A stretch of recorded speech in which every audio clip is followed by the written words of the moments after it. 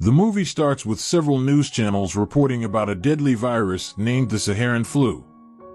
The flu, which has a 100% fatality rate, has decimated the earth, and it is believed that almost 3 billion people have passed away. Now, with the human population dwindling at a rapid rate, the United States government has devised a plan to save the race. They have decided to build 500,000 bunkers, and a lottery will be conducted to select the people who will be staying in them. Each bunker will have only one inhabitant, and they will have to live there until the flu subsides. Once everything is back to normal, the people will be gathered again for a repopulation program. We are then shown the interior of the fallout bunker, which has enough supplies stored in to last an astonishing 70 years. The bathroom has access to a 24-hour water supply, which is recycled and used again. For electricity, the inhabitants of the bunker are made to do regular exercise. When it comes to food, they are simply fed with a protein shake called Supplyval, which emerges from a tap. The bunker also has accurate weather representations. When it's morning, a sunny environment will be shown, and when it's night, the room becomes completely dark. This helps the inhabitants control their sleep patterns. Cut to several years later, we are shown a group of 7 people chatting through a video conference. Although all of them are living in their separate bunkers, they do everything with the consent of one another. The 7 people are named after their respective cities, and Boston, a strict, but the soft-hearted guy, is their leader.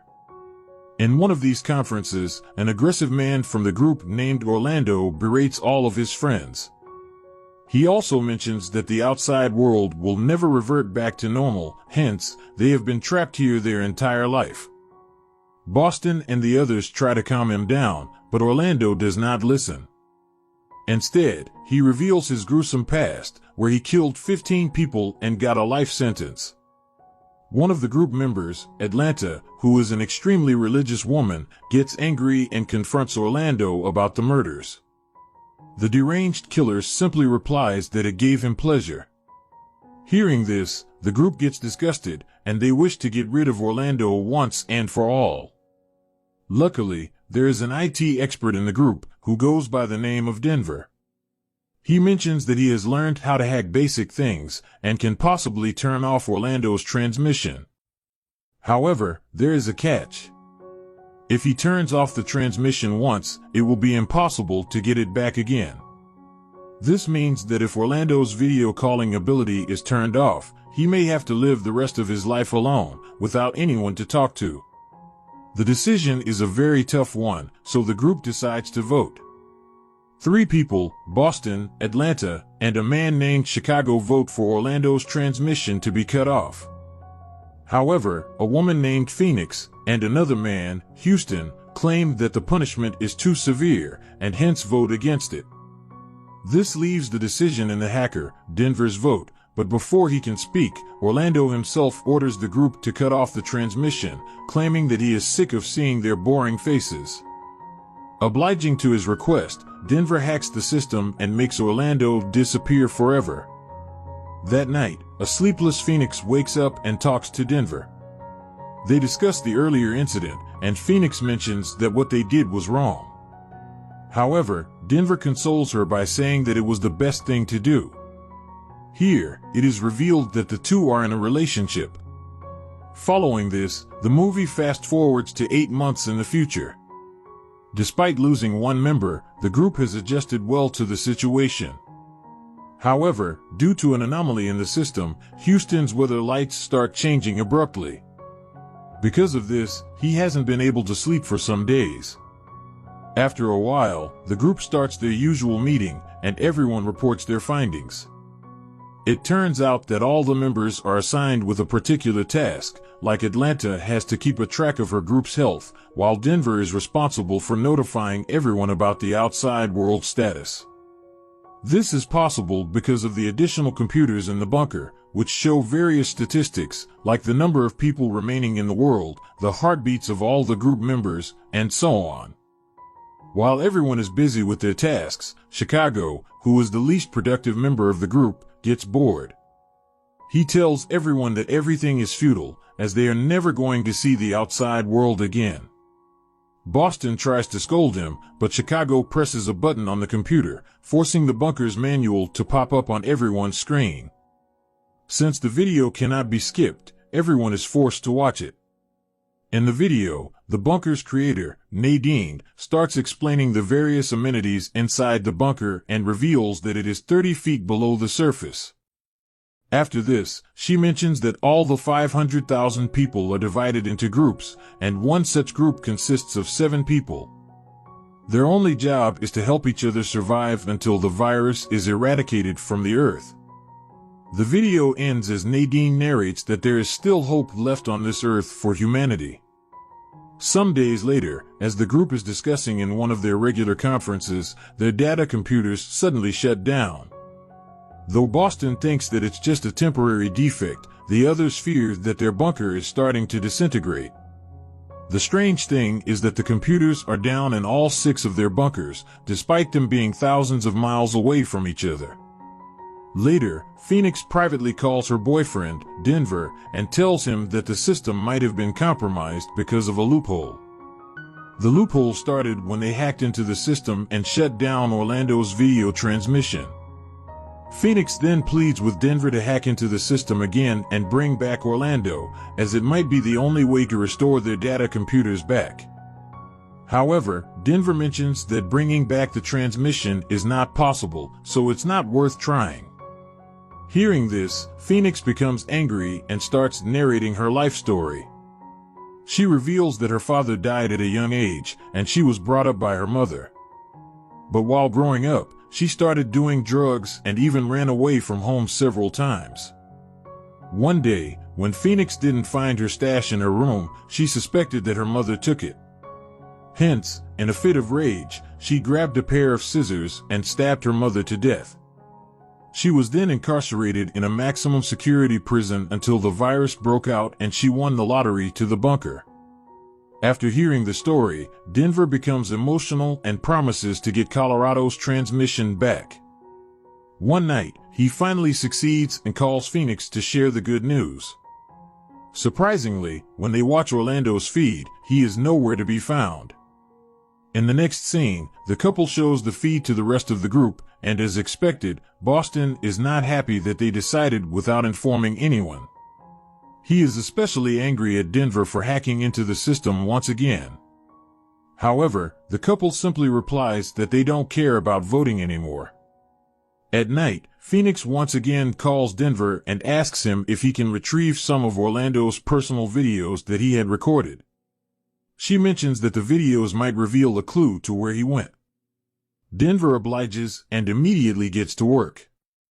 He puts his supreme hacking skills to the test and eventually manages to download several of Orlando's personal videos. Then, the couple starts watching the videos one by one. Most of them are just Orlando working out without his shirt on. But in the last clip, the video is suddenly cut, and only Orlando's screams can be heard. When the video comes back on, he has already vanished. It appears as if someone or something took him away. The next morning, the entire group discusses the strange video, and everyone's opinion is divided.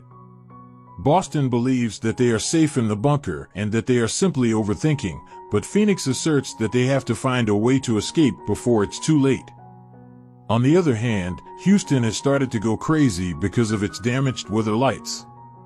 He has not slept in over a week, and as a result, he too supports Phoenix's plan of escaping. However, Boston orders everyone to stand down until they have conclusive proof.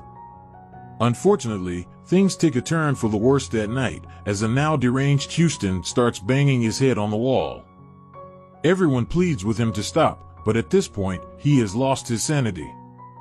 Just then, Houston's video transmission gets interrupted, and an audio of someone barging inside his bunker is heard. When the video is back on, Houston is already gone, just like Orlando. This shocks the group, and now, they finally believe that something is up.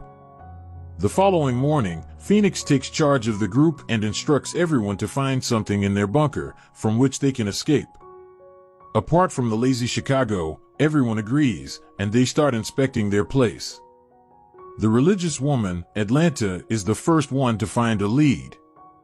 She breaks open a pipe through which the supplied protein is regulated in her bunker. As the entire group watches closely, Atlanta peeks through the pipe and notices that there is a vacuum space on the other side. This confuses everyone, as the bunker is supposed to be 30 feet buried from the surface. But before they can ask anything, Atlanta's transmission is cut, and someone forcefully takes her away. Witnessing this, the remaining group is devastated, as they realize that anyone can be apprehended at any time. In particular, Chicago has lost his hope for life. He slowly proceeds near the main door and commits the unthinkable, leaving everyone devastated. Now, only 3 people are remaining in the group. Although Boston and Phoenix have accepted their fates, Denver is not ready to give up so easily. He starts hacking into the system with all his expertise, and finally achieves a breakthrough. He summons his distraught friends via a conference call and reveals that he has managed to hack into other survivors' bunkers.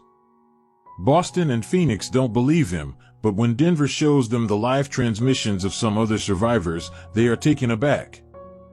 Denver then reveals a strange thing. Although he hacked into the entire system, he was only able to find 1,000 bunkers, instead of the mentioned 500,000. Hearing this, Phoenix realizes that something is wrong. She then proposes to Denver and Boston that they attempt to escape one last time. Boston asserts that there is virtually no way of escaping the bunker, but Phoenix responds that there might be one. She mentions that if they cut the wires inside the bunker, the door might open. The boys think that the plan is risky, but Phoenix is now willing to put her life on the line. Hence, seeing her determination, the boys agree to the plan. But before they can begin, Denver promises to Phoenix that he will travel across the country on foot, if that is the only way to get to her. Following this, all 3 of them begin cutting the wires. As soon as they succeed, an alarm starts ringing, and the door finally opens. The first one to venture out into Phoenix. Surprisingly, the door leads to a normal-looking apartment, with a large hallway in it. Phoenix had always imagined that she was inside a bunker, but the truth was far from it. And before she can decipher anything, Denver comes out of the next door, implying that they were living in the same building for the past 6 years. As the two embraces each other in joy and confusion, Boston also emerges from another door. In the next scene, the 3 begin investigating the strange apartment until they reach the terrace. After 6 long years, they have finally experienced the sunlight. Meanwhile, Phoenix climbs a staircase to get a better overview of the city. Surprisingly, everything seems to be running as usual. People are walking on the streets and the traffic is crowded. A while later, Phoenix approaches her friends to share the news, but they appear to be hiding from someone. It turns out that 2 people, who look like policemen, are searching for the trio.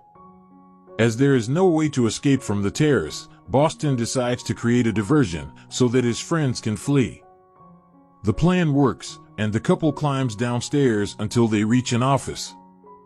Suddenly, the creator of the bunker, Nadine, arrives with a gun and threatens Denver to stand back.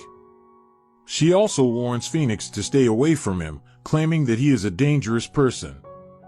Confused, Phoenix inquires about what's happening, and Nadine finally reveals everything. It turns out that the bunkers are specialized prisons, and all the people inside them are prisoners. Criminals like Phoenix never got out of prison, they were simply transferred to the bunkers, as Nadine wanted to give them hope and a new purpose in life. Moreover, the Saharan flu never existed, and the news reports on TV were simply fabricated for the prisoners. Denver's speculation also comes true when Nadine mentions that only 1,000 prisoners are jailed in the bunkers. Then, Phoenix asks why the prisoners are being forced out of their bunkers, as indicated by the several recent disappearances. Nadine explains that when Orlando was kicked out of the group, his video was somehow leaked to the public, and it caused public outrage. They believe that such prisoners were given too much freedom and luxury in the bunker, and as a result, the government has ordered to shut down the project. Hence, they're pulling everyone out to make some changes in the bunkers and putting them back in until they can find a space in the prison system for them. For the time being, their bunkers will be modified in such a way that the prisoners will have less freedom and their lives will become more uncomfortable. Expectedly, the revelation shocks the couple, but Phoenix is still curious about one thing. She asks Nadine why Denver was incarcerated, and the latter reveals that he stalked 15 women online and murdered them brutally. Hearing this, Phoenix is devastated as she realizes that Denver was just pretending to love her all this time. Soon, the police officers from before arriving in the room and knock the two out. In the last scene, Phoenix and Denver are taken to the same hallway, where they come across the entire group, except for Chicago. Orlando is also there, but when he tries to escape, he is shot and killed. The movie ends as the remaining 5 survivors are sent back to their respective bunkers, which have now been transformed into a grim, terrorizing room. Thank you for watching.